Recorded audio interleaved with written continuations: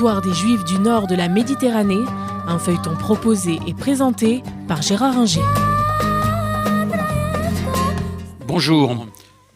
Nous avons vu que les Juifs dans l'Espagne chrétienne, après des débuts difficiles, connaissent une situation bien meilleure, mais que les choses allaient changer avec la bataille de Las Navas de Tolosa en 1212 qui permet aux chrétiens de conquérir l'ensemble de l'Espagne à l'exception du royaume de Grenade qui reste musulman.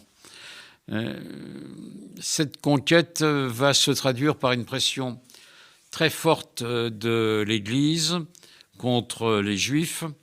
Le concile du Latran de 1215 oblige les Juifs à porter ce qu'on appelle la rouelle, c'est-à-dire un signe distinctif sur le vêtement, en fait une petite roue de couleur jaune. Et les rois espagnols vont se voir obligés ou bien acceptent facilement, selon les cas, à ce que les Juifs portent cette rouelle. Cette vexation n'est pas en elle-même la chose la plus grave, mais les Juifs qui occupaient souvent des fonctions politiques auprès des rois chrétiens, l'équivalent de Premier ministre, de ministre des Finances, un roi, notamment Alphonse VI, a eu une maîtresse juive, par exemple. Ces temps-là sont presque terminés.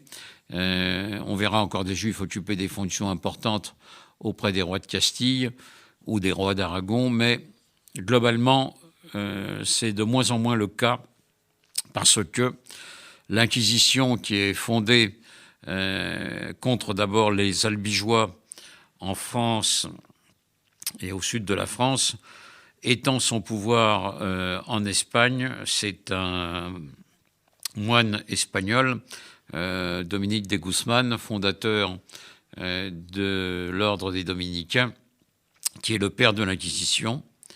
Et beaucoup de Juifs vont être obligés, plus que dans la période précédente où il y en a eu, vont être obligés de se convertir. Et c'est là que l'Inquisition intervient. Contrairement à ce qu'on pense, l'Inquisition n'est pas dirigée contre les Juifs. On a le droit d'être juif. Mais quand un Juif se convertit au christianisme et qu'il continue en cachette à pratiquer des rites juifs, il est considéré comme un hérétique et un relapse, celui qui retombe dans les erreurs précédentes. Et là, il peut être condamné à mort et au bûcher. Et donc, la situation des Juifs va empirer considérablement au XIIIe siècle, certes, mais surtout au XIVe, parce que la peste noire, au milieu du XIVe siècle, qui sévit en France et en Allemagne, va également sévir en Espagne. Et cette peste est, on le sait, causée, bien entendu, par les Juifs dans l'esprit des chrétiens, comme parfois des musulmans aussi d'ailleurs, mais plutôt des chrétiens. Et donc les mesures anti-juives ne cessent de se développer dans tout le pays et énormément de juifs se convertissent. C'est l'époque également de ce qu'on appelle les disputationes, les disputations, comme on dit en français, c'est-à-dire les controverses publiques entre les rabbins et des chrétiens, des ecclésiastiques chrétiens, souvent d'ailleurs d'origine juive et convertis au christianisme, pour savoir quelle est la religion véritable. Naturellement, les dés sont pipés, et même lorsque les rois qui assistent souvent à ces controverses sont frappés par la qualité de l'argumentation juive concernant le Messie, où les Juifs considèrent, on le sait, que Jésus n'est pas le Messie et que le Messie n'est pas là pour laver les hommes de leurs péchés, mais pour, quand il arrivera, permettre la parousie et le fait que tout le monde puisse vivre en paix, le loup avec l'agneau, comme dit Isaïe. Eh bien, ces controverses où les chrétiens s'opposent aux Juifs puisque pour eux le Messie est arrivé et c'est Jésus-Christ, se termine souvent mal. Les Talmuds sont brûlés en place publique et les rabbins priés d'aller exercer leur talent ailleurs. Le Narmanide, qui est un des plus grands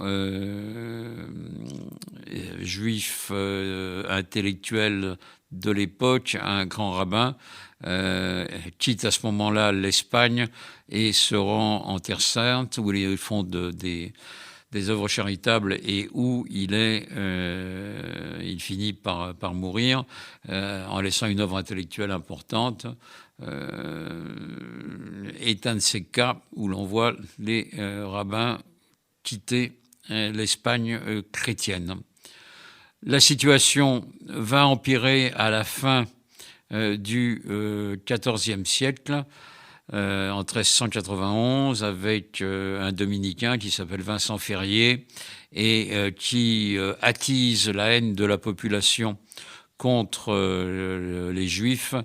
De nombreux pogroms ont lieu, les Juifs sont très souvent massacrés, et là, la communauté juive commence à être réduite à la pauvreté. Beaucoup de métiers leur sont interdits. Il leur est également interdit d'émigrer, ce qui fait que beaucoup connaissent la misère, sont enfermés dans les juderias, les quartiers juifs,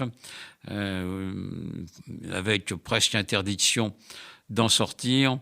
Et donc la situation se dégrade, même si beaucoup de juifs continuent encore à avoir des rôles non négligeables dans la société chrétienne, mais l'animosité et la haine se renforcent et on a là les préludes de la catastrophe qui va arriver pour les centaines de milliers de juifs espagnols, parce qu'ils sont plusieurs centaines de milliers à l'époque et jouent un rôle clé, lorsque Ferdinand d'Aragon et Isabelle de Castille se marient et partent à la conquête du dernier royaume d'Espagne musulman.